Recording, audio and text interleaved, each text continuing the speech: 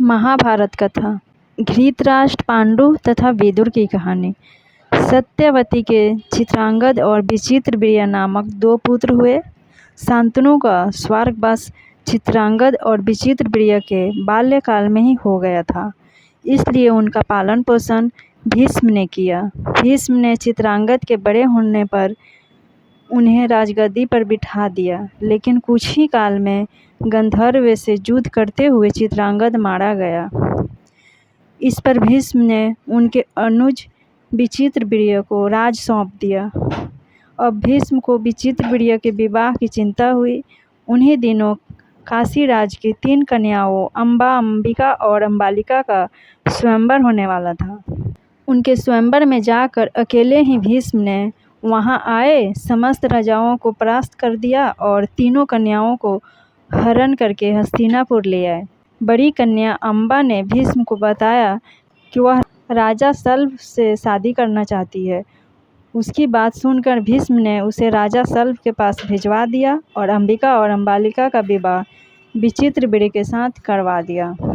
राजा शल्भ ने अम्बा को स्वीकारा नहीं, अतः वह हस्तिनापुर लौट कर आ गई और भीष्म से बोली, हे आर्य, आप मुझे हर कर लाए हैं, इसीलिए आप मुझसे विवाह करें। किंतु भीष्म ने अपनी प्रतिज्ञा के कारण उसके अनुरोध को स्वीकार नहीं किया। अम्बा रुष्ट होकर परशुराम के पास गई और उनसे अपनी व्यथा सुनाकर सहायता मांगी। परशुराम ने अम्बा से कहा, हे देवी, आप चिंता न करें, मैं आपका विवाह भीष्म के साथ जरूर करवाऊंगा। परशुराम ने भीष्म को बुलवा भेजा, किंतु भीष्म उनके पास नहीं गए। इस पर क्रोधित होकर परशुराम भीष्म के पास पहुँचे और दोनों वीरों में भयंकर युद्ध छिड़ गया। दोनों ही अद्भुत योद्धा थे, इसलिए हार जीत का फैसला नहीं हो सका। आखिर देवताओं ने हस्तक्षेप करके इस युद्ध को बंद करवा दिया।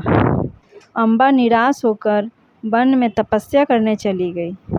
विचित्रवीर्य अपनी दोनों रानियों के साथ सुखी जीवन जीने लगे, किंतु दोनों ही रानियों से उनकी कोई संतान नहीं हुई और वे क्षय रोग से ग्रसित होकर मृत्यु को प्राप्त हो गए।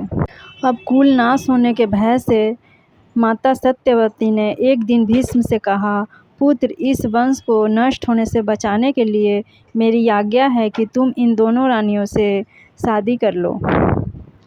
माता की बात सुनकर भीष्म ने कहा, माता, मैं अपनी प्रतिज्ञा किसी भी स्थिति में भंग नहीं कर सकता।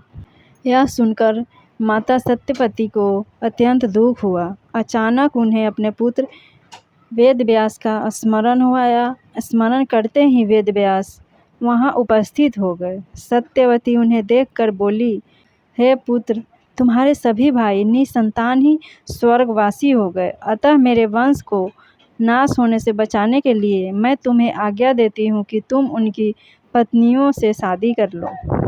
वेदव्यास उनकी आज्ञा मानकर बोले, माता, आप उन दोनों रानियों से कह दीजिए कि वे 1 वर्ष तक नियम व्रत का पालन करते रहे, तभी उनको संतान होगा। 1 वर्ष व्यतीत हो जाने पर वेदव्यास सबसे पहले बड़ी रानी अंबिका के पास गए। अंबिका ने उनके तेज से डरकर अपने नेत्र बंद कर लिए।